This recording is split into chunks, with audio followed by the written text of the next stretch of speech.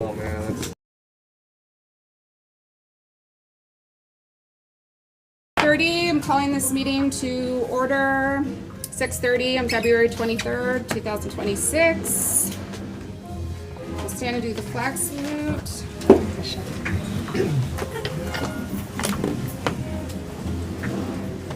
I pledge Allegiance to the flag of the United States of America and to the republic for which it stands, one nation, under God, indivisible, with liberty and justice for all.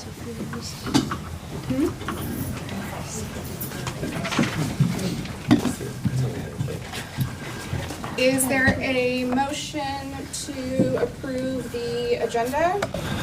I move we approve the agenda as written. Is there a second? I second.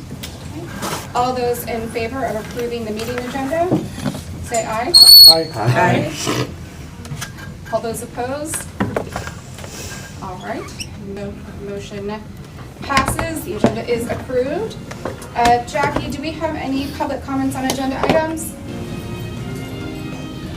Chris Drury, but he's a little busy right now, so we'll have to do that a little bit later.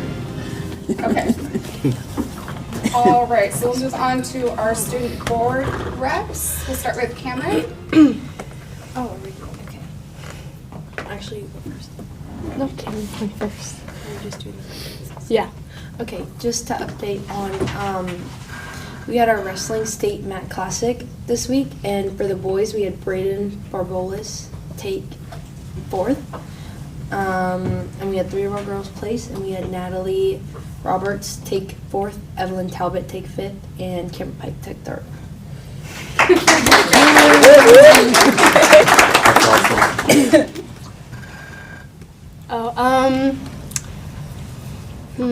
Girls basketball made it to playoffs. I think they made it to round 2, something like that. They made it pretty far. Spring sports start next week. We have no comments from our social media account on the phone policy. We don't seem to have any more questions for the semester schedule. It seems as though students are getting used to the idea of it, and they seem pretty okay with it. There are some concerns from upperclassmen, soon-to-be seniors, who are worried about their credits, but I believe the counselors are doing outreach for that. We had Tolo, and we raised a good amount, like a ton of money for our senior class, and more senior events are soon to come. Yeah, I was at Tolo. Tolo was great. I was really impressed with the leadership putting it together, and yeah, really happy with that. Thank you.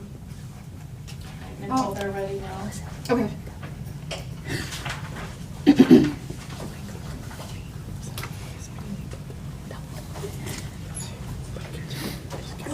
Hello. Welcome. Is this my time? This is your time. Awesome. Thank you. Come on up, gentlemen. Awesome. Please, come in.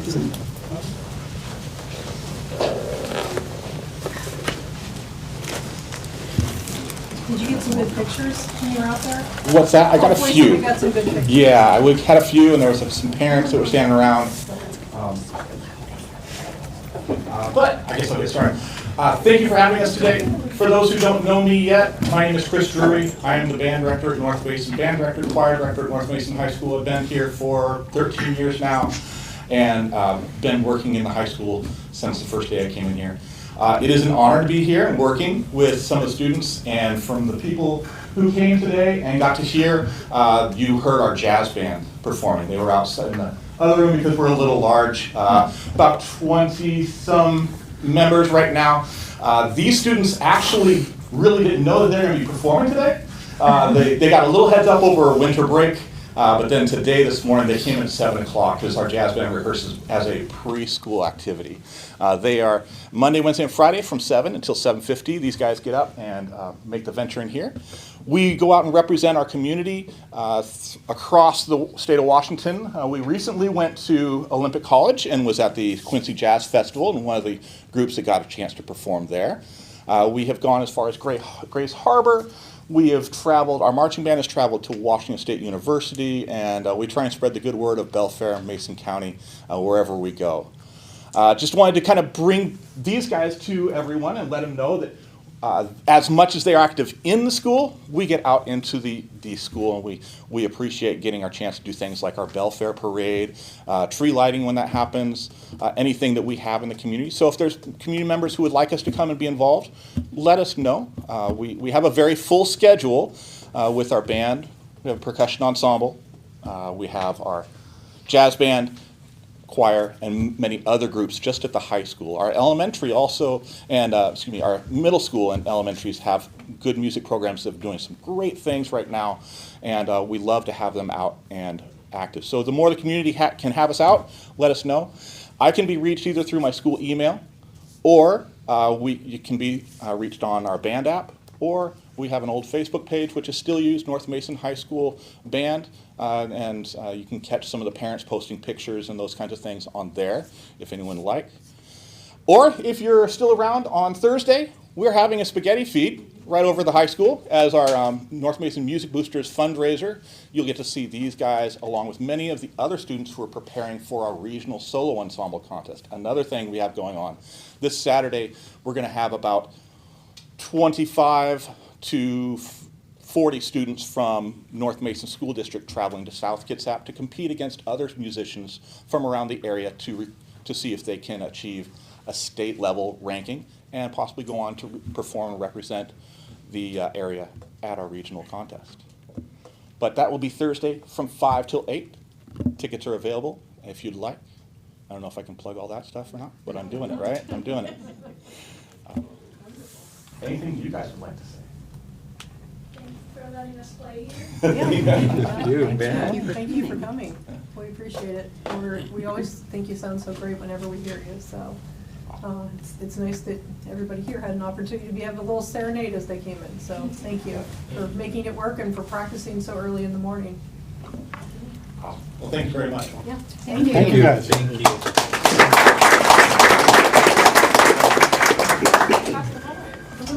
Let Amy go first.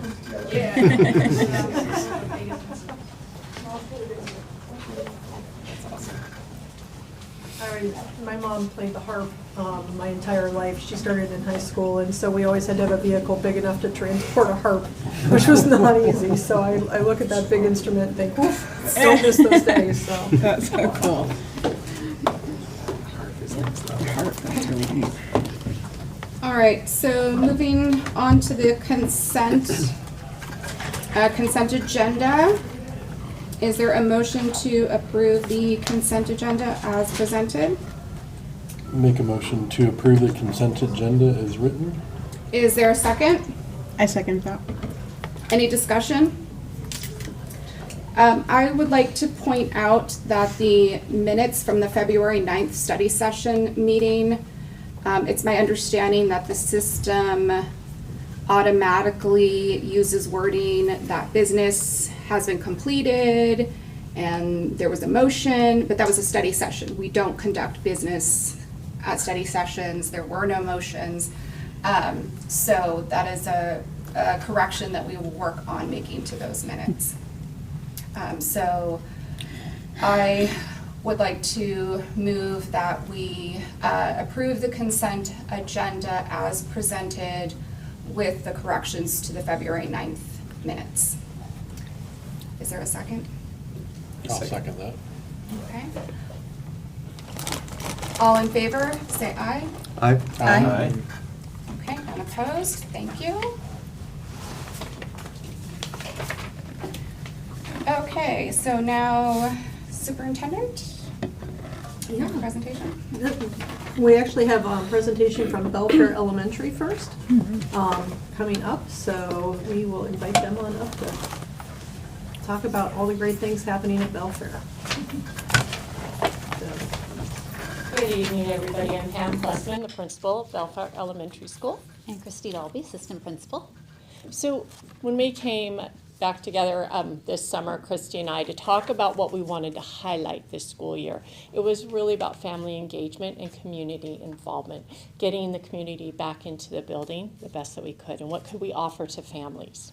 So we started with just that, family and community engagement, and what that would look like. So our fall festival. Our fall festival was a huge hit. It always is. There's a lot of community sponsorship and community involvement, and our PTA was a huge help with that. Staff gets involved, as you can see, staying in the dunk tank. Luckily, they don't have pictures of me and Pam in that. But yeah, it's always amazing. We always have a fantastic turnout, and it's always a lot of fun for everybody. Yeah. And it's sponsored by a lot of communities donate time, donate candy, things like that for the event. It's great. So the turkey trot, that's a big one, and Ann Helmick, our PE teacher, puts that on. We have a lot of parents who volunteer for that. A lot of parents donate funds for that as the kids do their run.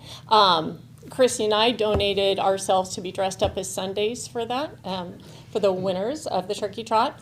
And then we have our North Mason Fire and Rescue who come out, and they really celebrate taking the kids on a ride. And then this year we put Ann Helmick in the truck just to get the feeling for the community of everything that this school does for the kids and who those people are behind all that hard work. Christy and I last year really put our heads together in thinking, how could we get some parenting classes to our parents, especially to our younger students? That's where it really started, looking at our TK program. This year we have a new school psychologist, Justin Washington. He sat down with Christy and I at one of our meetings, and he was all about, let's do parenting classes. We have the need. So we did offer our first series of 4 parenting classes in the fall. We had 2 sets of parents show up for that, and through that we had some great results in student behavior, and parents were excited about those classes, and they want to know how we can get more parents involved. So that's our new round of brainstorming. How can we reach more parents and get them to come into the building for these classes? STEAM night. This was one that our first, something I've always wanted to put on in a building, been part of many of them. This year we went ahead, we did a lot of reaching out to the community.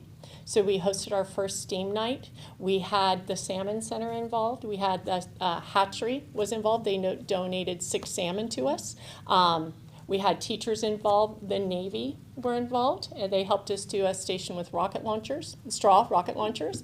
We had Kiva planks from the Navy. They were there. District office members were there. You could see Mr. Ellis in there doing the salmon dissection table, and that was one of the favorite stations of kids. And we had Edison Robotics in there, and the Robotics Club from the upper campus came. Another thing that we had talked about is how could we bring more security into the building, more volunteers. So we brought back our Watchdogs program. We have one very dedicated watchdog, Grandpa, and he comes into our building 3 days a week. So not only is he out on the playground helping support the activity assistants, but he's also volunteering reading in classrooms. Then we've got our reading night. It's our Reading Olympics that's coming up. So we'll have our reading night. That's what kicks off our whole Olympics, and that's always a well-attended event. And we get the gym all nice and dark. They roll out rugs and put in comfy pillows, and families come and read with their kids. And then again, that kicks off the Reading Olympics, and so there's medals, and it matches up nicely with the Olympics that we just had. So. And this year's theme is I Love Reading with my Belfair Bobcat. So there'll be a sign up for parents and families to have pictures taken with their child, reading with them at the reading night. Yeah. And I don't think we have one more slide. I forgot this slide, sorry about that, was our MLL night. And so that's another big one attended by our MLL families, and they come out, and last year they did a lot of poetry reading and readings for the families. This year, Mrs. Elliott is putting together a wonderful surprise. So we've only heard snippets of it. So we can't wait for that. So those are the things that we've been doing so far to reach out to our community and get people more involved. Oh, also our PTSA is growing, so that's a good thing too. It's very exciting. Yeah. Any questions? Okay. Okay, thank you. Thank you, guys. so much. And next we have a presentation from James Taylor, which Mr. Turner will be doing for us because Mr. Quinn is unfortunately ill with the bug that's going around. Hi, I'm Chris Turner, Director of Systems and Supports, and again, I'm standing in for Mr. Quinn. He's home with the flu. His kid started off with the flu, and then he caught it from his kid and on the go. So our ALE program, if we can go to the next slide, want to get some common terminology. We throw a lot of terms out there to make sure everybody knows what we're talking about. So mastery-based learning, that's basically the way we assess people. So it's credit earned by proficiency and clearly defined skills and standards. Okay? Project-based learning, that's how we teach it. So we teach standards through a project. We may be teaching English and science at the same time through a project. Hybrid learning, that's a combination of in-person and online learning at the same time. So you may be taking a Edmentum course for one period, then you're doing some project-based learning, and then you might be in a math class, but it's a combination of those two things put together. Basic education allocation. Usually you hear us call this as BEA. That's our funding. That's how what the state gives us for education. It's one of the ways that we're funded. So I don't know exactly what the ratio is, but let's just make a number up. We might get $12,000 a year BEA funding for one kid, something along that line. So alternative learning experience, that's ALE. ALE is another type of funding that we get, and that's different because kids do not attend school. They're not in school for a physical amount of time as students who have BEA funding. They get alternative ways in which they can get their work done. It's an alternative classroom experience. There are certain rules that they have to do, put in so much time online, attendance is taken differently. There's a whole bunch of different rules and a lot of paperwork comes along with it. So just want to keep those in mind as we go. I'll probably mention a lot of those terms. Okay, James Taylor, the program evolution. So it existed before COVID. And then after COVID, it was still just really a credit recovery, an online program. We use currently a company called Edmentum, and so they provide the curriculum, and they have teachers, so we can use their curriculum with our teacher, or we can have them take the class entirely with their teacher. There's a lot of different arrangements that we make. But originally it was credit recovery, help kids get there to graduate. It started morphing into alternative. We really were how we can help our kids learn better, also using credit recovery, and we started working towards a hybrid instructional model.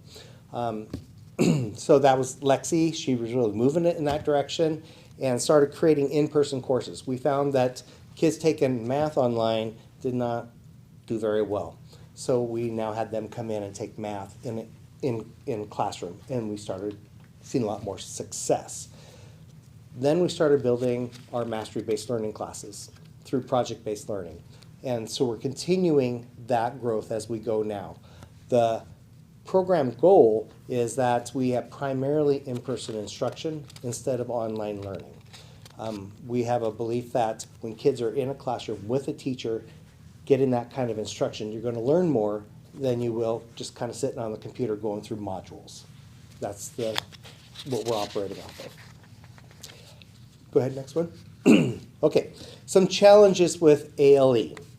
First, our ALE is a 4-day program. Kids go to school between Monday, Tuesday, Wednesday, and Thursday. They don't go to school on Friday. On Friday, they're required to get a certain amount of time online, which some do and some don't. So that creates some problems. What comes with that is if let's say we have Monday off, which happens a lot, then kids end up with 4 days in a row without any sort of instruction. Ends up being a break of instruction, stops the continuity of instruction and the help. It also stops some of our intervention timeline. So a kid would be struggling, we want to set up something, then we have to wait a while, then we get back with them. It's just not a set schedule where we get our hands with kids consistently. A thing that we say all the time is learning happens in the classroom, so we need to be with the kids in order to do it. So the 4-day-a-week schedule is tough. Also, some kids don't do their time online. And so then that creates more problems because they're not doing the time online. Sometimes we're forced to exit them from the program because of state requirements for ALE funding. The bell schedule. Currently, the James Taylor is based off of 2 3-hour periods of time. So kids might be taking a project-based learning class for 3 hours, and then in the afternoon they may be taking some Ed Benham classes. The kids usually work on one Ed Benham class at a time. We found that's most successful. Instead of having work 3, they work on 1. Having somebody sit down, work on the computer, internet, 3 hours in a row, that's pretty tough. It'd be tough for me, tough for you. It's really tough on kids as well. So those create some impact in their learning, being able to sustain that learning through that time. Even project-based learning, sitting there doing one thing for 3 hours. So the school's gotten really good at being creative about where they do their breaks and where they don't. But a lot of times it's kind of done on the fly, which can create some problems, but they've also done a very good job with that. Last ALE challenge is the double levy failure. This really made us sit back and look, how do we prioritize the funds that we do have and how are we spending them? ALE is not funded as well as BEA, not even close. And so when we start looking at that, and then we dove in and said, well, how's that impacting education? The double levy failure made us really assess, are we doing what's right in our alternative program for kids for the entire district? So these scheduling impacts limited our ability to implement our project-based learning with our mastery-based learning assessments. It basically impacted us across the board. Now, the teacher's been doing a very good job. The principal there's been doing a very good job. We're finding a lot of success, but they're also finding a lot of hills that they really have to work on. So how might we improve that in light of all these things? Go to the next one.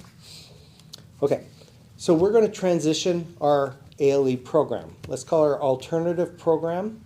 Now it will no longer be ALE. We will transition from ALE funding to BEA funding.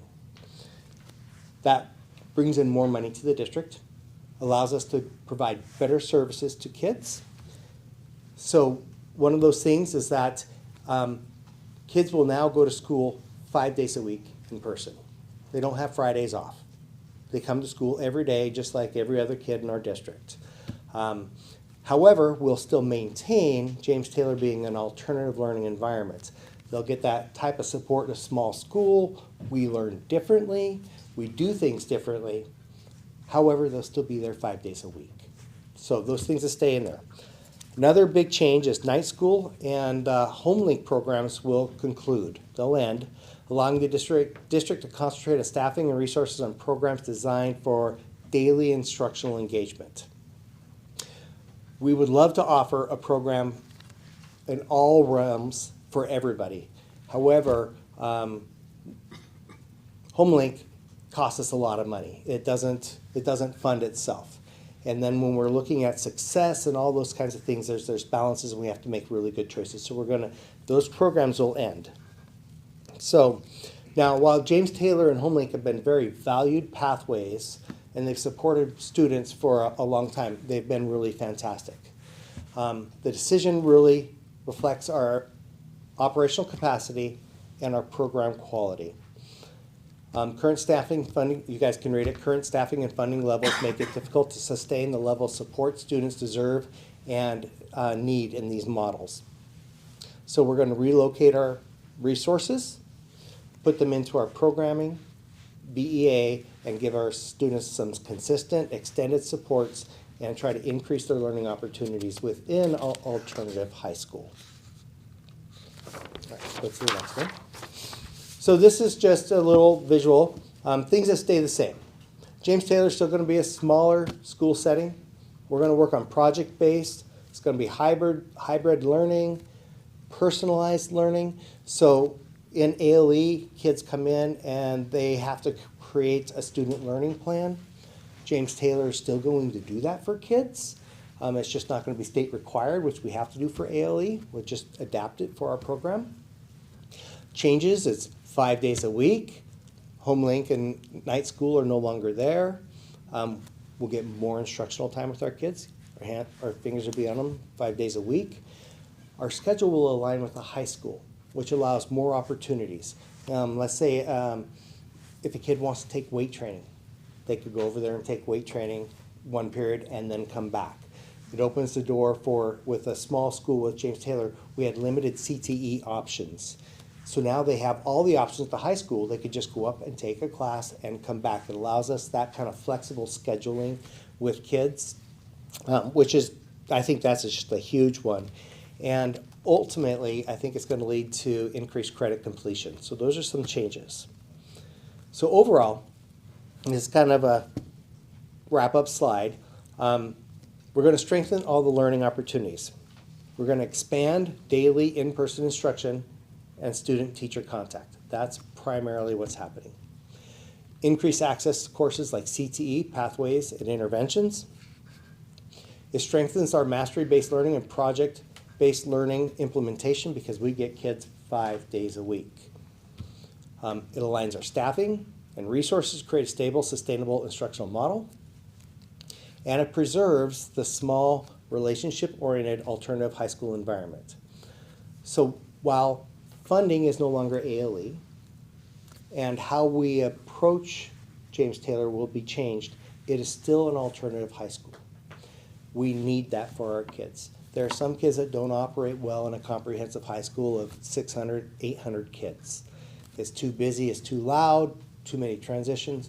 Being in a smaller environment is more important. Having teachers that can give you more attention is what they need. And so that environment is going to stay the same. Also, the mastery-based learning and project-based learning classes are going to allow kids to learn differently. So they'll do a project and then walk away with science credit and English credit. They'll do some other kind of project and they're going to receive some math credit and probably PE credit. So they're busy developing those mastery-based learning classes right now. And so we had some this year, we're developing more, so we get a nice realm of classes for kids as they go through 4 years of school. So, ultimately, our commitment is to provide every James Taylor High School student with consistent instruction, strong relationships, and meaningful pathways to graduation through career readiness. When kids enter James Taylor, we want them to graduate. Whether they enter as a freshman or they come in as a junior, wherever they need James Taylor, we're going to help them reach their success. So, some next steps. We need to notify students and families of the changes. So next year, they'll be attending 5 days a week instead of 4. There won't be a night school. There won't be a HomeLink, but there will be James Taylor. So now all the kids that are in night school and HomeLink right now are automatically accepted into James Taylor. We have the capacity. We're going to make sure that all their needs are met. It will be a transition. Some may say, well, I really, really want to learn at home. We understand that. We are stuck with some of our limitations. We're going to help them transition, be successful at James Taylor. And so we're going to continue to develop more mastery-based learning courses, and we're going to be super flexible on how we work with our students that come in. We have to be. Not only with the kids that come back from our HomeLink program, but with the kids that are enrolling in there. We have to find a way to help everybody be successful within the BEA model, which I think we can totally do. So that's kind of the changes that are coming. Any questions? And I might be able to answer. Yeah. I'm not going to go in the long strip. My son goes there, so I have questions I can ask tomorrow. What is the future of West Sound Tech for the opportunities down there that they get to go to? It stays the same. It stays the same. Absolutely Okay. stays the same. Yes. Okay, and then So it gives us actually just a little bit more flexibility with them. But yeah, it stays the same. They can attend West Sound Tech, same as any kid at the high school, no difference. And then, how often are you going to check or track the changes to ensure that it's successful before there's a problem, if there's going to be a problem? Love that question. Thanks for asking it. That's part of the base of the model for alternative high school, is that constant progress monitoring. Can't allow kids to fall so far behind that they can't catch up. Matter of fact, when they trip, we want to kind of support them to move them. We're not going to let them fall down and help them up. We're going to help support them when they trip. So that progress monitoring is built into James Taylor. That's not going to change. And so while some of the structures change, the supports do not. Okay. Yeah, all right. What's the current number of night school and home link that would be affected by the changes? I think night school we have approximately 25, and home link I think we have 37 or something like that. Home link is actually built so we could have 58 or something like that. And so one of the things about our night school program is it's kind of turned where most of our ML kids are attending that, and we don't think that that's the best option for our kids. Oh, okay. And so there's just a whole bunch of reasons to bring it back. Plus having a teacher there at night, needing an administrator there at night, there's a lot of problems that arise. And so how do we bring them back and make it be successful? So it's going to impact some 50 kids in that way. And you mentioned the MLL. Will having them during the day perhaps help with having additional support there as far as language, etc.? I think it will help tremendously. We have a fantastic ML teacher down there. When she spends half her day in the evening, that means she's not supporting other kids during the day.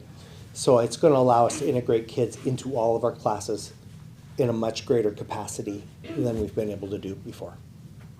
Okay, thank you. I appreciate the definitions of the terms with ALE. It's a different world, so I appreciate that. I did want to point out,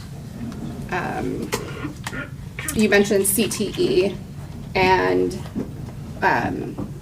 schools choose either BEA funding or ALE funding. If you choose BEA funding, you can receive additional funds for CTE, but if you choose ALE funding, you do not get CTE, the enhanced CTE funding. Even if you're trying to offer CTE courses to your ALE students, you're gonna have to pay for that a different way, or a lot of districts just don't offer that option because they don't get the money for it from the state.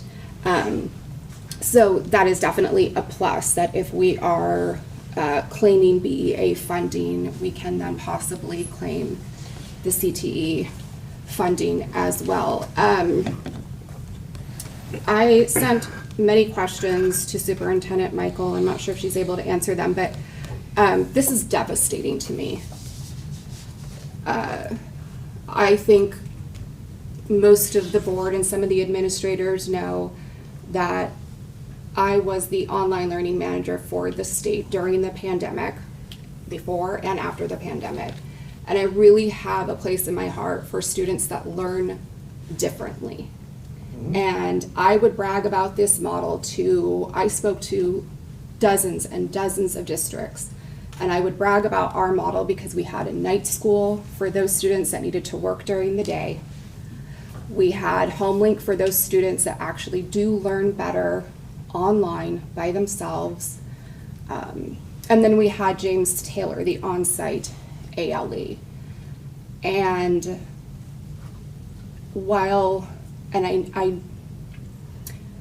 this is not personal to you.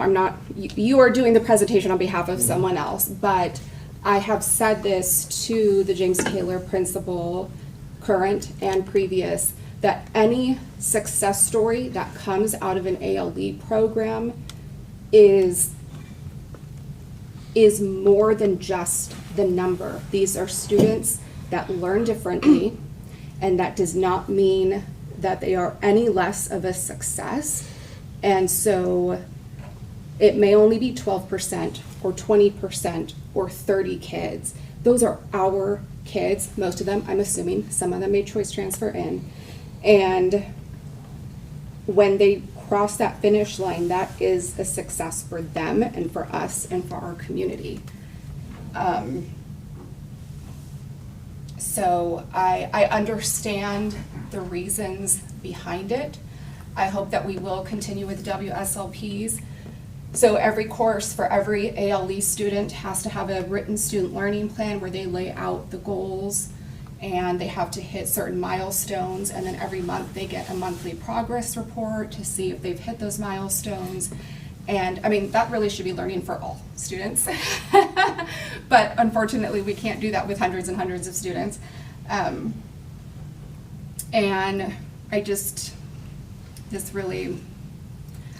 I hope we can communicate well with students and families about how this is affecting them. I hope we got feedback before this decision was made on how it was going to affect them. I think we may lose students over this because they will transfer into South Kitsap, which has also an amazing ALE program. Bremerton has one, and so I think we actually may lose students that are wanting to keep this type of learning because it suits their needs. That's all I have. I want to say I'm with you. I do get it. Every student matters. Every student doesn't graduate is on us. It's our job to help them get there, and I take it personally. So we have to help all students in the ways that we can. And we are not done looking at the ways that we can possibly work those programs. They have to be able to stand alone financially in this really trying time that we're in right now. So right now, I think we're approaching this in the best way that we can to provide the best service for the most kids. And yeah, it's going to impact some kids. And we're just going to find a way to help them anyways. I like what you say about that. My son has done different layers of James Taylor, HomeLink, and where he's at now, and he deals with medical and some Friday, where that really matters for some kids to be able to do the 4 days, and then the one at home, especially with the high stress kids, ones that deal with the anxiety. I know that 4 days it's a big deal, but my kid's still there, and I'm really excited to see what you guys are going to do with this to go forward. And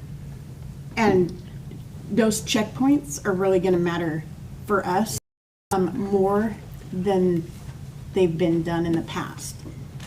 So I have my progress report with them tomorrow.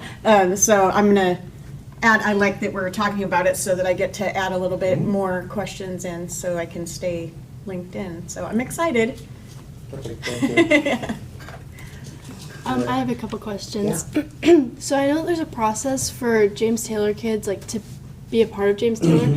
If we're having HomeLink and night school kids become part of the regular James Taylor program, are the amount of kids that we're allowing to go, like to transfer from our high school to James Taylor, like are more kids going to be denied, or is there going to be a stricter process with letting them in because we have less capacity? Great question. With our current capacity, I think we have 20-something seniors that are going to graduate this year. And so that creates, and then I think we're like 4 or 5 kids down right now, so that gives us about room for 30 kids. When we bring them all in, we'll be over capacity. And so we'll figure that out. There is a process for kids to get in, and they apply, and there's certain needs and that kind of stuff. It may make it a little bit more difficult. However, we've also really worked hard with the high school to help them refer kids that are needing that before it's too late. So it's easier referring a sophomore who's in credit trouble and struggling that may benefit from that. We're getting those kids in now. We're not waiting until the second half of their senior year for them. And so we've been working on that process as well. But yeah, it will create some tightness at the beginning, yes. Oh, and then you mentioned the flexible classes, so kids being able to go up and take like a PE class at the high school. I'm more so thinking about the kids who transfer to James Taylor who have like anxiety issues or mental health struggles. Is their support going to differ if they're taking a class at the high school? Let's say they can't handle noisy environments, but they really want to, take a PE class. Like, how are they going to be supported? Will they be able to take a PE class at James Taylor? We're arranging that too. So So somebody that has, let's say anxiety, they really, really struggle in a big situation, that kid probably won't go up to the high school to take that class. We'll find a way to have them take that class at James Taylor. But somebody who does want it can. So it opens doors. Like, let's say they want to, but they still struggle like with whatever, and they need certain support. Is there they want a teacher to go with them or whatever? Is there going to be support offered to them at the high school, or is there not enough staff for that? For students that go from James Taylor for a class in the high school, the administrations will work together, say, here's the kind of supports this kid needs, and try to put those things in place for the kid, yes, for the students. Okay, thank you. Good question. Thanks. Yeah. Thank you. Any other questions? Thank you. Thanks, Christian. Thank you. very much.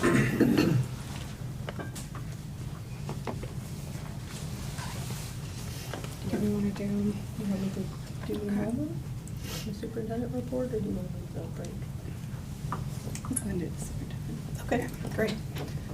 So Jackie, if you could pull up the enrollment forecast as part of my presentation. Thank you. District has had a contract that is wrapping up with Flow Analytics that looks at projection enrollments for all the things that can impact the number of students that come to your school. They look at everything from birth rate to the number of students who roll over and continue from year to year. So for those of you who have been on the board for a while or watching board meetings, these first images will look very familiar to you. The green on the district is the Belfair Elementary, I'm sorry, the Sandhill Elementary outline, and the purple is the Belfair Elementary. And if you go to the next one, Jackie, this is an image that shows the population density for the different colors for the number of people that live in the different areas. So you can see that even though Sandhill has a greater number of acres in it, the population is not nearly as dense as it is down in the Allen area and in the Belfair area. So that part really has not changed that much. On the next slide, you'll see the census data from both Kitsap and Mason County and the school district from 2000 to 2010 to 2020. You can see there has been a little bit of growth. The growth overall for the whole district from 2000 to 2010 was 2.9%, and from 2010 to 2020 it was 1% growth. So we did get a little bit bigger, but not significantly.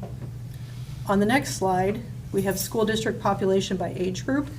So again, using census data that we had available from 2000, 2010, and 2020, you can see that the total population for 18 and over versus under 5 has grown from 2000 to 2010. Our under 5 population was at 3.5%, but from 2010 to 2020, it actually dropped to 0.4%, so less young children being born in the area. Whereas the population of 18 and over also has decreased from 3.5% to 1.1%. So if you go back and you look at the Flow Analytics reports from the last 2 years, you'll see very, very similar statistics in almost every single one of these slides. There's not been nearly as much change as was predicted several years ago when this decision to have the contract was made. So for the county population projections, what they do is they go through and they use all their different statistical methods to come up with a low, a medium, and a high projection on what they believe might happen in the county. So you can see from 2020 to 2030 and from 2030 to 2040, they have an average population growth in the low, staying in the 0% growth area, and then from 2030 to 2040 going up 0.1%. Whereas if you drop down and look at the high series, if tons of housing was developed or new business came in or for whatever reason, the high projection is that the county would grow 1.9% from 2020 to 2030 and 1% from 2030 to 2040. So when it comes to student generation rates, which is the next slide, the number of K-12 students per housing unit built from 2019 to 2023 We had single-family homes, 480 homes built during that time, and 232 multifamily units. During that time, it produced 72 students in K-5, in single-family, 38 in the middle school, 44 in the high school, whereas multifamily only had produced 1 student, K-5, 5 students, 6-8, and 7 students, 9-12. So not a huge amount of increase for the student generation rate over time. The next slide just shows us again where our different schools are, the Sandhill, the Belfair, and our current campus. The residential development that we are aware of on the next slide is listed here. So Flow Analytics goes and they works with the county and they look what kind of housing permits are currently either already completed or in the process. So they are anticipating the development of named Gateway, which will be single-family homes, which will, once built out, will have about 259 homes. It was in a pre-application process when they finished up this report right around winter break. Most likely it will be further out in forecast timelines once they're further along in their application process. And then there's a smaller development called Olympic Ridge, which is anticipated to have 28 single-family homes. There are 28 lots under construction, and there's still 145 lots that are still remaining in that unit. So altogether, if all the permits and everything went into process, that would be 287 additional single-family homes within our school district. Both of those developments currently fall under the Belfair Elementary attendance area. So the next slide takes a look at the historical enrollment by grade. So if you kind of follow the colors up, so if you look at the 2018 to 2019, the kindergarten group in kind of that orange color, if you follow them up, when they went from kindergarten to first, they gained 2 students from 178 to 180. Then from 2020 to 2021, during the COVID years, they lost 5 students from that initial cohort. And then 21-22, they lost additional students in that cohort and dropped down to 162 students. And if you kind of continue that diagonal line, you can see that it continued 168. In 5th grade, they had 170, and then last year they had 164.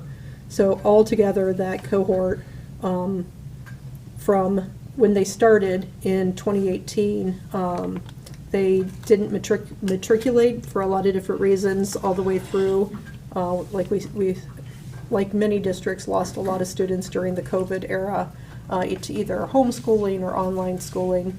But altogether, from looking at our K-12 totals from prior to COVID, 2018-2019 school year to last school year, we have lost 8 students. And actually, compared to a lot of neighboring school districts, that's actually really good. There's some districts that are nearby that have lost hundreds of students. So when it comes to budgeting and having a stable enrollment, that's really important. So the students that are in Running Start and preschool are not included in this analysis. And then they also, you can't see it very well up there on the screen, but the low and the high number of students per grade are highlighted in blue and orange. If we move on to the next page, this just takes a look at the same data, but broken down by elementary school. So Belfair Elementary School from 2018-19 to last school year is actually down 110 students, where Sandhill Elementary from that same time period was up 58 students. And then from HomeLink to the K-5 HomeLink started at 0 and ended up at 0 after the COVID years. And you can see during that same time period, Hawkins lost 7 students historically. The high school lost 28 students. But then James Taylor gained those 28 students, or maybe not the exact same 28 students, but 28 students. And HomeLink grew from 15 students in 2018-19 to post-COVID high of 77, and last year down to 58. So altogether, from 18 to 19 to 24-25, only being down 8 students is a good place for the district to be. One of the questions that we often get is like, what are the transfer rates both within the district and from out of district, or from our district to somebody else's district or someone's district to ours. So you can see that of our total K3 or K5 enrollment, the majority of that comes from our own students within the district. From outside the district in K5, we have 44 students that transfer in, about 54 students who transfer out. So total transfers both in and out is 98. So altogether, the transfer rate from out of district is 4.7%. Intra-district transfer rate is 6.1%. So the greatest number of intra-district transfers actually happen at the secondary level, where it jumps up to 15.6% and 14.6% respectively. So a much higher transfer rate at the high school level. Usually students who are looking for either opportunities that our school has been able to offer, or programs or courses that other schools offer that we're not able to offer at North Mason. You can take a look at this next slide at the district births and kindergarten enrollment. So you can see that, again, it stays pretty steady. The birth forecast is pretty flat, as well as the kindergarten forecast for the next years, and this takes us all the way out from the birth year from 2012 all the way out through 2029. You can see there's a small increase from when the graph first starts. Go one more slide, Jackie. There you go. There is a small number of students being gained during that time, and then the school year students actually stays pretty steady, and the little jog shows us where it goes from the forecast. So 25, 26 is forecasting what this year was, and it's pretty spot on.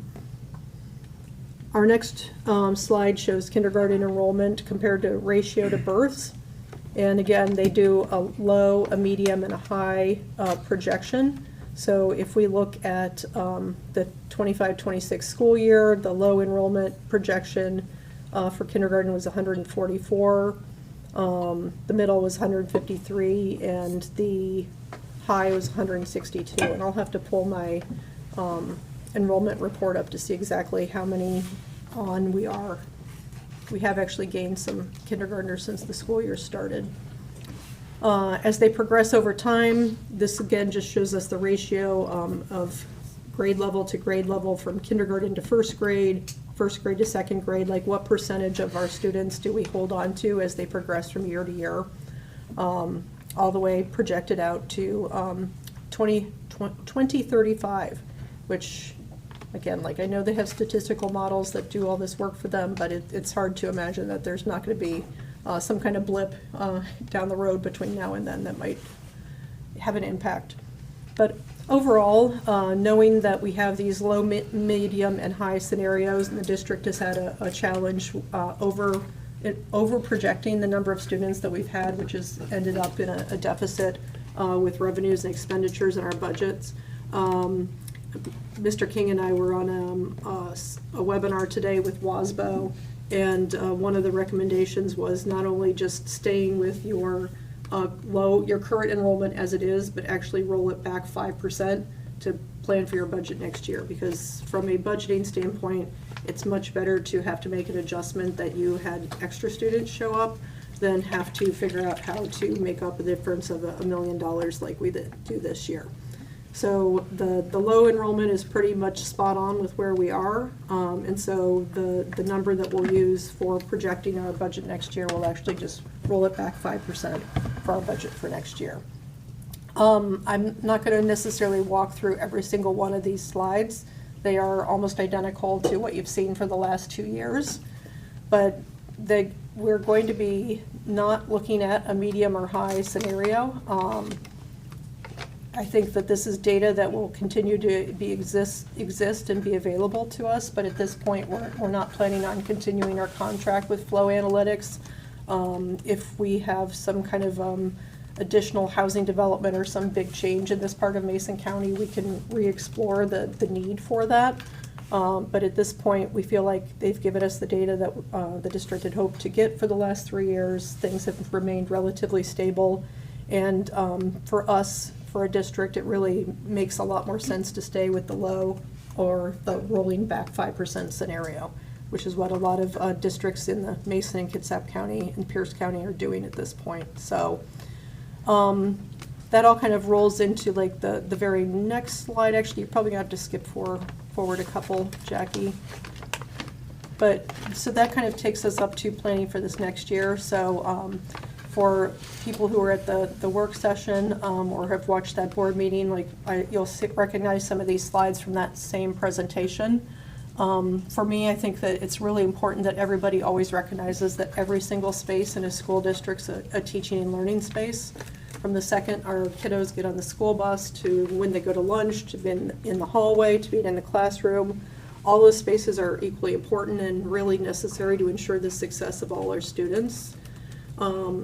As we go forward, one more slide, one of the things that we have been doing since I got here and the district's been doing since the levy loss last February is a lot of listening and trying to gather feedback from people. Obviously, our community has voted down the EP&O levy 2 times. That levy expired in December of 2025, so at this point, we're not gathering any additional funds from that. Prior to me starting in this position, the district already made over $3 million in cuts for this school year to account for not having a full year of levy dollars. If you go forward one more, I think that all of us in the district have really been feeling a large sense of urgency because there were so many less students, about 45 students less than was in our budget. That gives us that $1 million upside down of revenue versus expenditure that we need to be able to right size before the end of the school year. So not only did we have a double levy loss, we also have this budget that has a smaller enrollment, which has led to a deficit. The levy ask, and one more slide, Jackie, in February of 25 and November of 25 was in the amount of $5.5 million.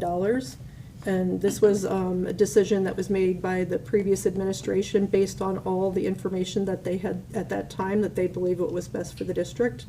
But different superintendents have a different way of looking at things, and so that's one of the things I've been doing since I arrived in July. Student achievement has to be at the heart of everything we do. And I think that unfortunately in the state of Washington, sometimes districts get put in a place where they're having to pick between providing required services, both legally and ethically, for situations like special education, and then having to make a choice between providing required services and extra services like band or athletics. Really, ideally, we'd have funding in Washington that would fund us for both. But since that is not the current funding model, we have to really rely on our local voters to help bridge that gap. So if you look at this next graphics, I tried to capture the idea that we do have basic education funding from the state, and it covers core instruction, transportation, and minimum staffing. That levy is really the bridge in the middle that then allows schools to provide a more full student experience. It funds athletics, arts, technology, safety, smaller class sizes, and really goes a long way to make sure that we are providing opportunities for all of our students. So the ask at the last board meeting was that the board take us back on the ballot in April at a lesser dollar amount than the $5.5 million. My proposal was $4.5 million levy ask, which reduces the rate to $1.01 per thousand.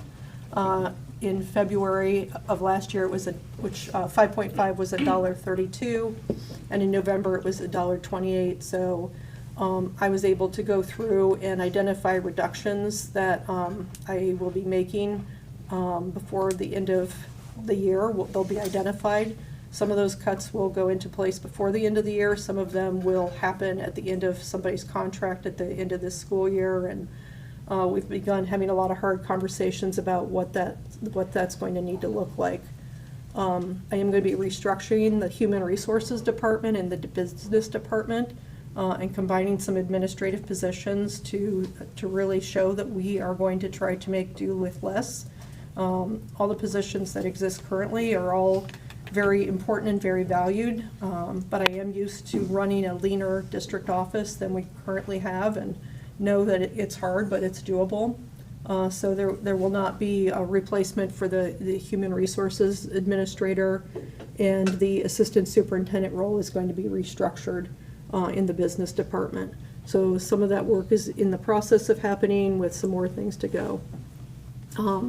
Because I really want the community to understand that if I say I'm going to make these cuts and not replace it if we are successful with a levy, I'm also starting a budget advisory group that will meet every 6 to 9 weeks, so that they can really stay in touch with our expenditures and our revenues, and be able to not just have the board and myself attest that we are spending our money on what we said that we would spend our money on, but the budget advisory group will also be able to share their opinions. So we will be looking for volunteers. We've already had some volunteers step forward. We're hoping to have community volunteers as well as school representatives, all different sectors. The only requirement is that you either live in the school district or have a student in the school district, and I'm really looking forward to getting that group together. If you go forward 2 more slides, Jackie, what would $4.5 million allow us to allocate for our students and the community? Of that amount, 48% of it would allow us to bridge the gap between our staffing of certificated and classified people, such as our counselors, our security officers, our special education supports, and paraprofessionals. The district has not had an allocated curriculum budget or technology infrastructure budget or facilities maintenance budget for several years. The money has had to be reallocated for personnel, and we cannot continue to expect that our students are going to continue to improve and achieve at a high level if we are not allocating money for resources and professional development for our teachers and for the students. Right now, my famous quote is that our technology is kind of held together with toothpaste and bubble gum, although one of our technology specialists told me last week that some of it's super glue, and that she doesn't have fingerprints anymore because she uses super glue so much. So our servers and our switches are often more than 12 years old, and they were due to be replaced around the 5 to 7 year model. So the fact that they're continuing to keep our HVAC working and our wireless internet working, and the security on the doors is really a miracle, but there needs to be a plan to begin to replace that in a way that allows us to have a plan for replacement that is responsible, but also not just a lick and a promise and a finger crossing that it's going to hold. Obviously, we've had a lot of deferred maintenance in the district. I mean, the most visible one was the community gym roof, but there's many places as you walk around the district or out on our grounds that we have some really beautiful facilities, and then we have some where things that would just be able to maintain it so that it stays in the spot that it is and does not deteriorate. There needs to be some money allocated for that as well. Athletics and activities. Right now we are operating without what some people would call freshman team or some people would call C teams. We've had to really ratchet back the transportation that we've provided to games, and the levy allocation would allow us to restore the coaching stipends and transportation. The district has a policy that we will operate with a reserve. So basically like a rainy day fund. Last year the district had to vote to reduce it to the 4 to 6%. Typically the policy is 6 to 8%. A levy investment would allow us to build that reserve back up to the 6% target.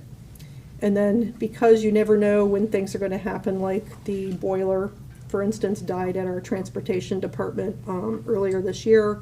That was certainly not in the plans to replace it. We have a great team that tried everything they could do to fix it, but unfortunately it was past the end of life and could not be repaired. And so it's important, just like in your home, that you have a little contingency fund for unforeseen needs.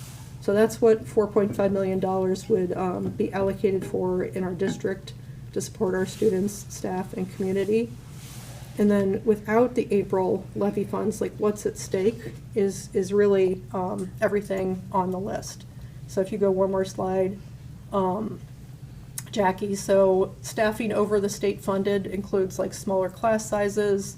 It includes custodians that we currently have, paraprofessionals, health support, student safety officers, interpreters, substitute teachers, co-curricular for both middle school and high school, instructional programs, summer school, replacement cycles such as curriculum materials and equipment, as well as preventative routine and maintenance.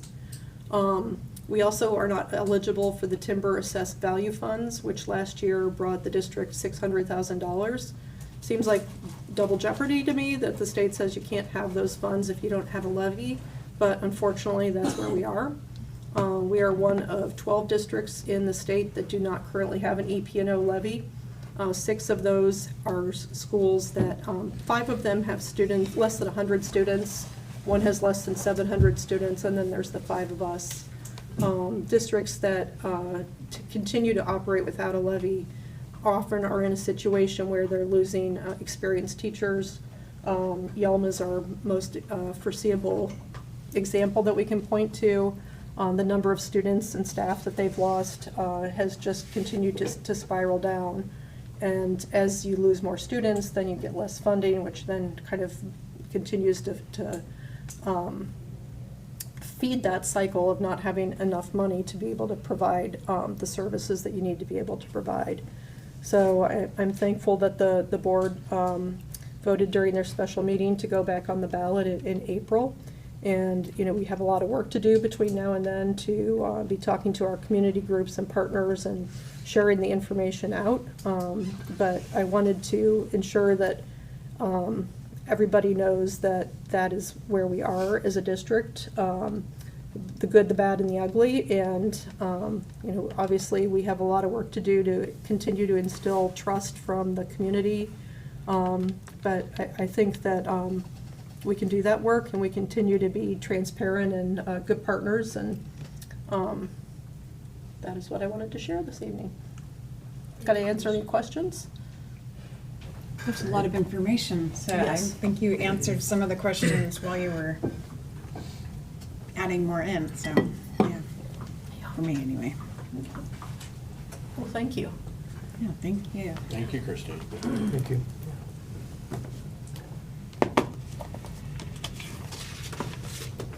We next have a presentation from our buildings on academic goals.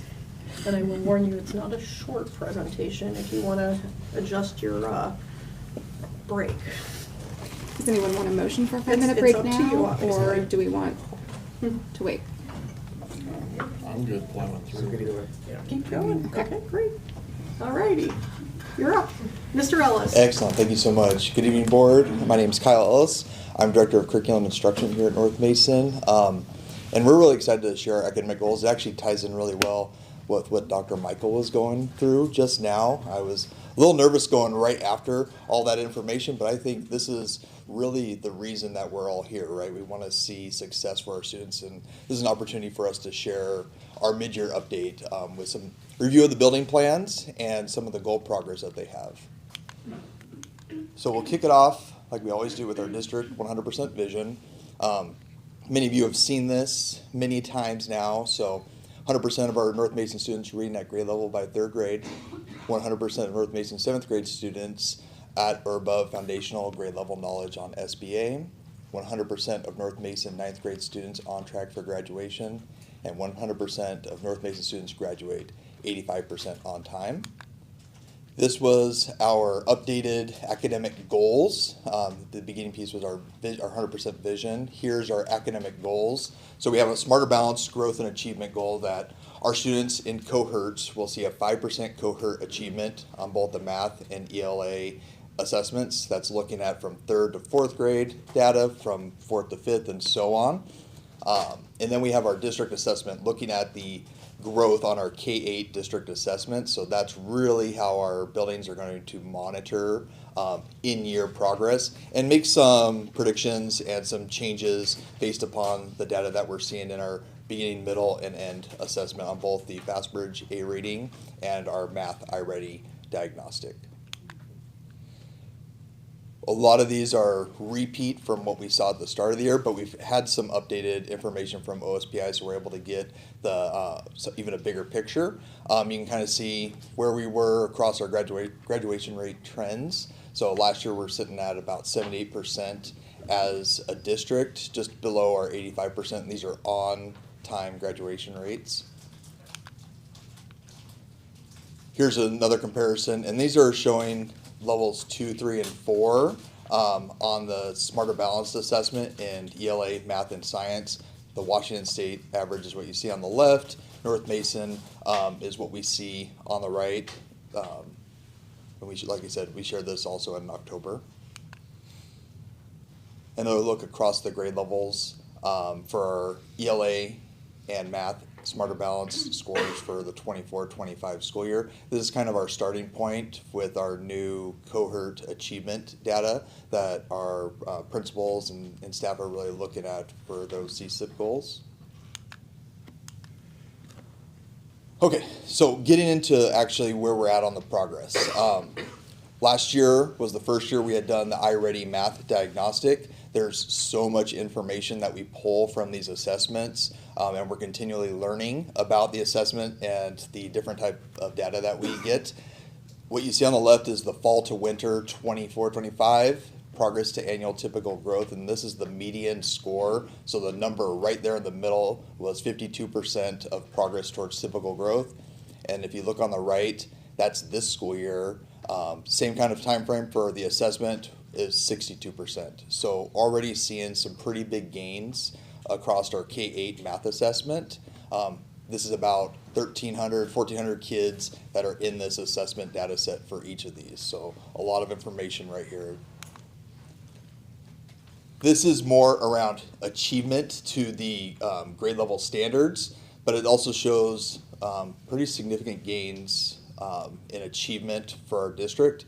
Last year at this point, we had about 21% of our students that would be kind of on that early on or mid or above grade level, and this year we're sitting at about 28% of our students. And the numbers below show the increase from the fall as well. So if you're looking at the from fall to winter 25-26, we went from 13% that were on kind of that grade level trajectory to now 28% in the winter diagnostic. So a lot of our buildings have really focused on this stretch growth for the math diagnostic. This is really a good indicator of students showing success on the SBA. There's a lot of data that iReady has done throughout the nation to kind of show that if students are reaching that stretch growth multiple years, they're having that level 3 or 4 achievement on the Smarter Balanced or state assessments. This shows a really good picture because what we want to do is shrink the numbers on the left and then increase the numbers on the right. At this point last year, we had 7% already meet their stretch growth, and then this year we're at 10%. Students that are not showing as much growth, that number shrunk by about 5% so far from this year compared to last year. So a lot of great things that we're seeing in math for the growth progress. So this information, this is our FastBridge A Reading growth. We all, just like we saw before, we're comparing last year fall to winter to this year fall to winter.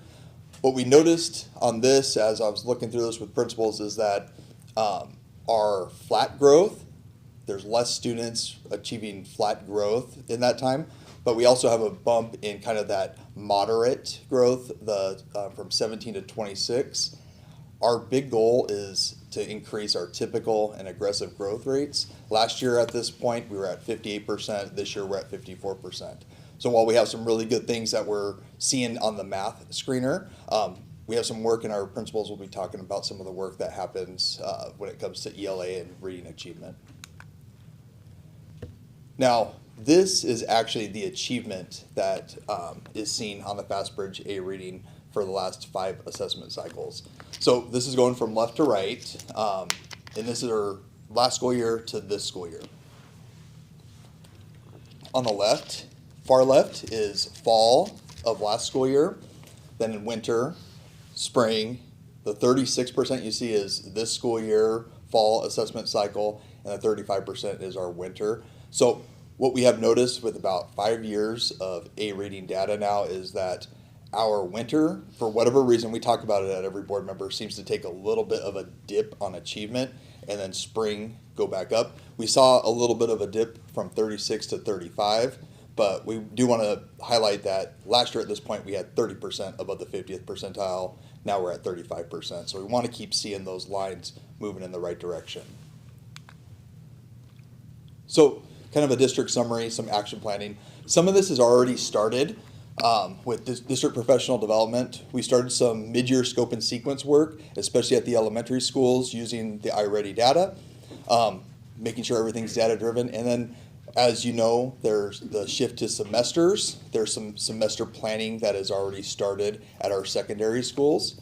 Another big piece, and we actually have one tomorrow at the high school, is intentional instructional walkthroughs, really focused in on those building goals and some work with their building leadership teams to develop or at least help support the intentional instructional walkthroughs. Continued work with PLC leadership, working with Solution Tree to kind of help us kind of that district to building growth in the professional learning communities, that Wednesday time that our teachers collaborate and how we support as a district and as building admin. And then if you didn't know, math and ELA are currently in the final stages of a standards review across the state. These standards will be initiated next school year. There's not a huge change from what the current Common Core standards are. I've started doing some professional development around this as well. And one thing that the state has done is created some priority standards, which is great because our teachers here have done a lot of that work already. So they had a group for the last 2 years work on these priority standards. What was really great to see when we put it side by side, our teachers had done a lot of that work already and already started aligned really well with what the state identified. So there's not a big shift for teachers on that. There will need to be some PD around the new standards for our teachers going forward, starting at the end of the school year. And pretty much next year is kind of that develop stage in the classroom. The new standards won't be assessed until 2030. But there's still some work to be done, math and ELA standards review. Continued practice on assessment planning. Our high school last year did a little bit of a shift around how we do the Smarter Balanced Assessment. Still trying to tweak and make those even better to help support kids in an assessment environment. We've done some stuff with the WIDA assessments that are happening now to try to help support kind of and streamline that. We've had some students come down to the district office and work with teacher during that assessment time. So even more assessment planning as we get closer to that Smarter Balanced Assessment. And this is one that we added in here, working with the building principals at elementary.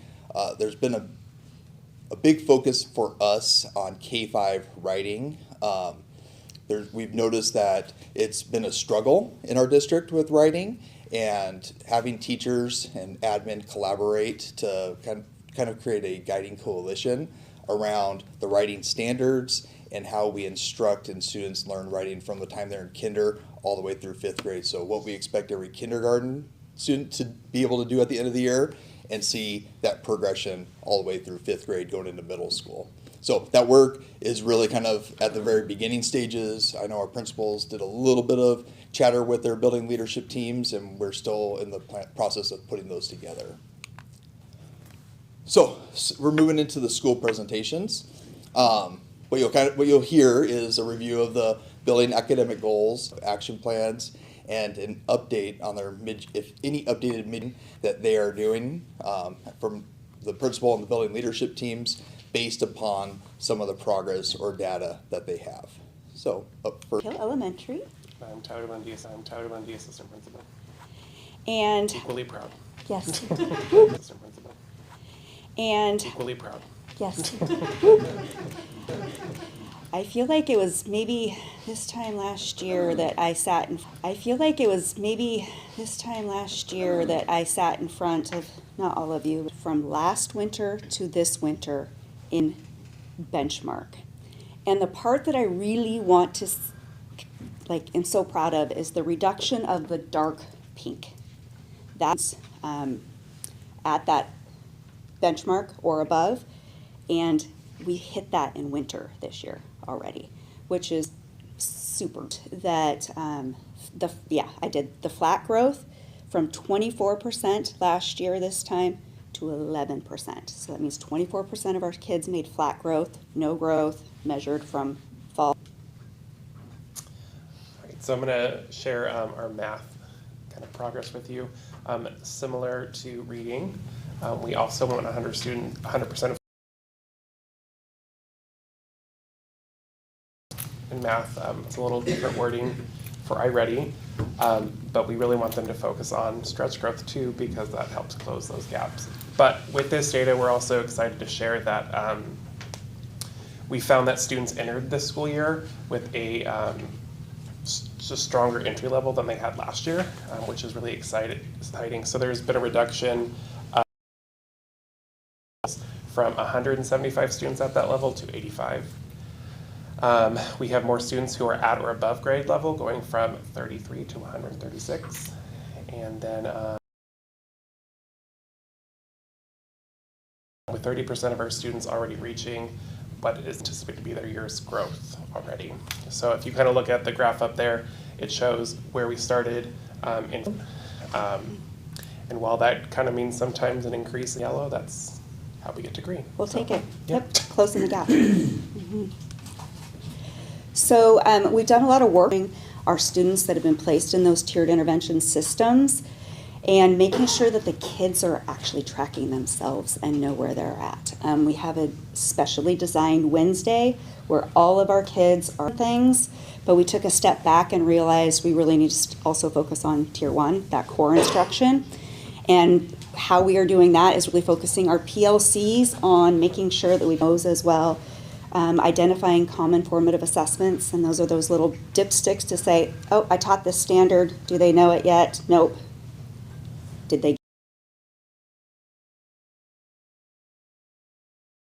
Bravery happening at Sand Hill, planting little seeds, and some of our grade levels, like our 5th grade, we've seen a huge growth in student achievement. Compartmentalizing, which means kids walk to writing, they walk to math, they walk to reading, and so that those teachers are really able to focus on just teaching that subject and differentiate what we wanted to see. So they just today started departmentalizing. So you're going to see little 1st graders walking to their writing class, their reading class. They have to do this work, but they said today was phenomenal. Today was just the best day, so that's so great. And then we're just going to continue to have instructional bravery happen. On our ELA data right now. So you'll have to forgive me because it says winter 2025 and then winter 2026. I just went ahead and kind of mislabeled those. That's really with ours. We did have a slight dip in our overall progress. I think we're at 44 and then down to 42.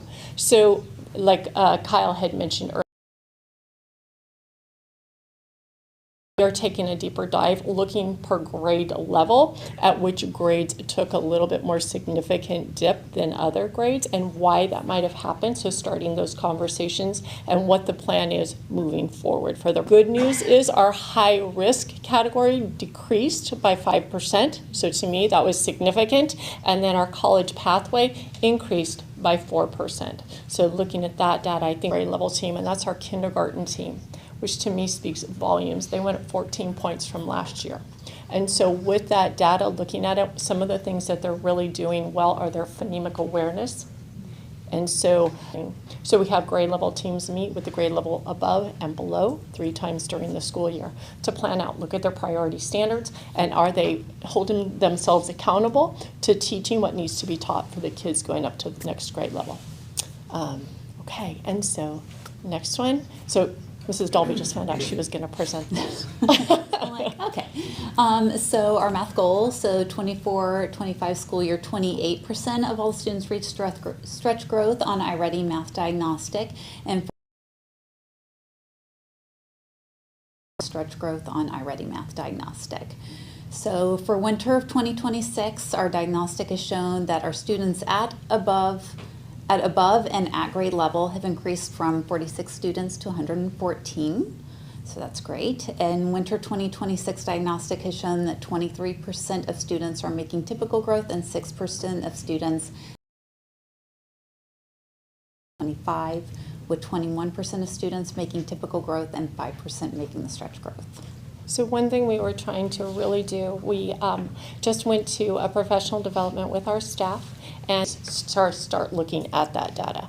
And one thing that we explored was how can the kids look at stretch growth and what does that mean? How are we going to get the kids to buy in? And so through iReady training, they showed us a beautiful data point to show kids this is all you need to do to reach your stretch growth, because any child, but you can meet your stretch growth.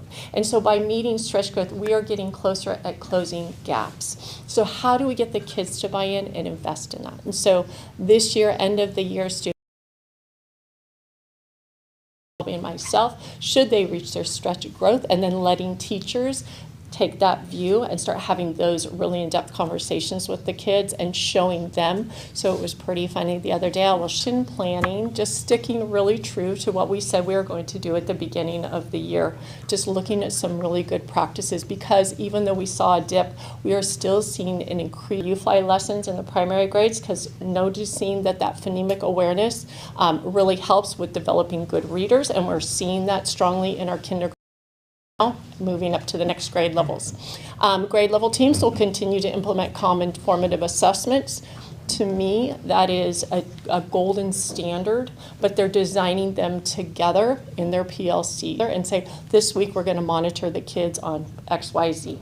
They'll come back to their next PLC and look at what the data shows them. Do they need to change something in their teaching to make sure their kids are being successful? So really looking at it with a refined focus. We have PLCs to continue work in grade level teams, so we'll keep up with that vertical planning for the middle of the year, for them to identify their priority standards, what's working, what do they need to adjust a little bit. Now we're going to go into the springtime to look at writing, to have their writing, reading, and mathematics scheduled same time in grade level blocks. So if they would like to switch kids throughout classes for intervention, they can. This year, we'd like to keep our kids with us and do those interventions within grade level or within our own classroom. So they're looking at their data to see which model is serving them the best. Let's look at stretch growth. Looking at that excitement, we're going to see how good we get with that, and then we'll continue to move forward with more student-driven growth setting.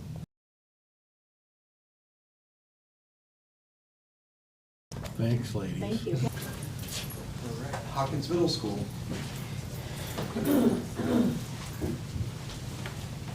From last year to the fall this year, the winter is also up, so that's gone really well. From last year to the fall this year, the winter is also up, so that's gone really well. And then with math, we're seeing what was from 4% to 10%. So we're seeing what was from 4% to 10%. So that's good growth. That's good growth. And then bigger jumps like Jessica and Pam were talking about also at those schools. We want to see those numbers continue to go, but it's nice to see some improvement with those. And then the last part that we have here is back to, I think, taking the ownership of their learning. And we're really driving that home right now is we have to teach middle schoolers about letter grades so they know what an A, B, and a C is when they cross the parking lot. And that's been really a new thing for them, but to show their parents to understand and work with us with that. With advisory, we're doing Monday and Tuesday. They're going on Mondays and they're checking their Skyward. So they know how to log in. They know how to look for missing assignments. Home that turn in your assignments, that will help us. This will be good. And then they did that on Monday, and then the rest Tuesday they work on those missing assignments or create a plan to parents working with us to work together as a team.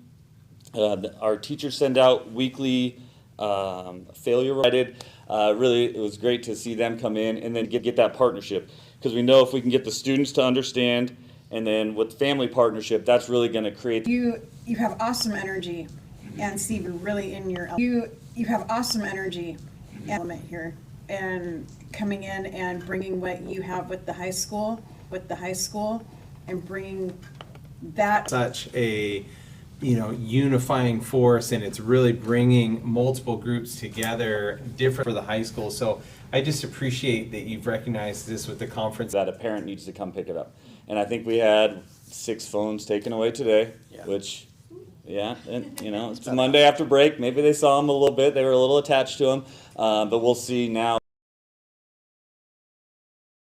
Was brought down. Next time, you're gonna have to come pick that up. So hopefully, again, get that partnership of, hey, can we please get that phone? I don't want to have to roll in there and take time off to come. March, I think it's the 12th. The International Festival is there's some high school staff coming down, and they're going to cook some food up and just to find ways to work together more like that. And Chad's been great with that to let us all. So she's our new Dean of Students. This is her first board meeting, and she asked me about a half hour ago, do I have to talk? No, so she's not going to be yet. So Smarter Balance is in later in the spring. Our goals are the same. Cohort, our current 10th graders, we took their score when they were 8th grade, and this is something that Megan's working on getting comfortable with. We don't have as much data throughout the year as elementary and middle school. We check important year of high school, toughest year, and if you figure out how to do it that year, you're probably going to have a pretty successful high school career. So we check grades monthly, and teachers that have, and if they're failing once, and they have to contact the parent, and then the name comes to us and we meet with them. And we're just another layer of support. What's going on? What can we do? We'll get a kid a new binder and dividers and help them get their backpack organized, because we know an organized student is going to do better in class. So if you look at the yellow box, we want it to go quicker. We think the work at the middle school is going to be helping us, and I'll talk in a minute. Go school-wide with our AVID implementation this year. Every tier 1, every classroom has some type of focused note-taking going on in their class. Maybe not every single of our halls also. Continuing to grow our college and the high school program next year. Excited about that. I want to someday. So we're heading that direction next year. I believe we're adding through Central Washington University. We're adding calculus. I believe through Olympic College we're adding English 101, just to name a couple. The next bullet, accreditation. We have to be accredited. So we just went through it's a 6-year process, like I said, but on the 3rd year, you have to do a 3rd year review on how you're doing on your goals, kind of like we're doing right now. So Megan and I present. Kyle mentioned state testing format. We made some adjustments last year. Our scores showed improvement. We're going to continue that, dial it in a little more in that time, so we plan on doing that again. And then some of the other work we're doing, our departments during the PLC time, they're working hard on the semester transition work, on what scope and sequence of their curriculum work.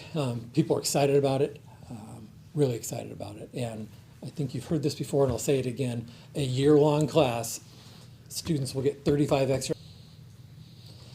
Improve our grade reports monthly, because I have big goals with that as we work with our departments. And then Kyle also mentioned we've updated our Learning Walk tool.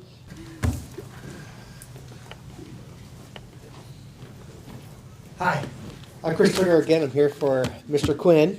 Let's talk just a little. All of them are going to have one advisory, and so that also creates a lot of continuity between the schools that we can do great in the schools that we can do great work. So I'm glad you made that comment. It made me think of it. So students enrolled in those classes will indeed walk away with credits for those classes.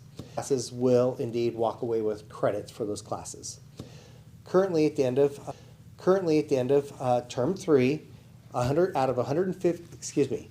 Term 3, 100 out of 150. 150. and a lot of stuff that they're working, progress monitoring to help kids get to that goal is what they're putting in place to make sure that kids do reach that goal.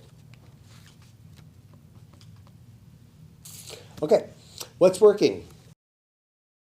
They established weekly check-ins for each student and a one-on-one and a group to ensure that their progress, are doing those weekly progress things. They're supporting off-track students through small groups or one-on-one tutoring. Fridays to help with one-on-one tutoring. Fridays to help with one-on-one tutoring. And communication with home when students fall behind in progress. So trying to create protocols within the building that says we will contact at these for sure, so it's not just left up to chance. It's a protocol to get it done. Student voice and feedback. Students describe mastery-based learning classes as engaging, interactive, and enjoyable, increasing their motivation to. They're passing those at a greater rate, and they're probably more rigorous than the online courses. Students appreciate the balance between independent hands-on work and direct teacher interaction, which strengthens. And last, students value the ability to work at what aligns with the Edmentum online courses. The first two align with the mastery-based learning courses. So those are their academic goals that they're working on. Any questions for me? I may be able to answer them for Mr. Quinn. Thank you. Every building are doing. It hasn't shown up yet on the long-term outcomes in Smarter Balance, but we're seeing the work on our district assessments. If those district assessments line up nicely with Smarter Balance, we will start seeing the achievement. Our leaders are working with the different levels of maturity, and especially there at the middle school. But it really matters when you have a dynamic duo. The good team, and welcome, Megan. I haven't met you yet, or you've been with us for a while. Yeah, okay. Yeah. But the only comment I'm gonna make is 3 years ago, you sat. Because I think the writing diagnostics, et cetera, will really help with the reading also to bring that along. So thank you for that. News and our expenditures are, they fluctuate each month with the way the apportionment comes in from the state. I really wish that it was 1/12 each month, but that's not the way. Together is taking that data that we have from the state and looking at our revenue expenditures, our student enrollment, and we do anticipate that it is not going to have improved from January, not significantly more. So we do not believe that we're going to see a significant increase to our fund balance. We continue to make changes and to try to. I think the next ones are just, again, different depictions of the same information, the general fund summary, and the difference between our fund balance monthly to, again, get advice and see what kind of changes that we can make to come in closer to zero.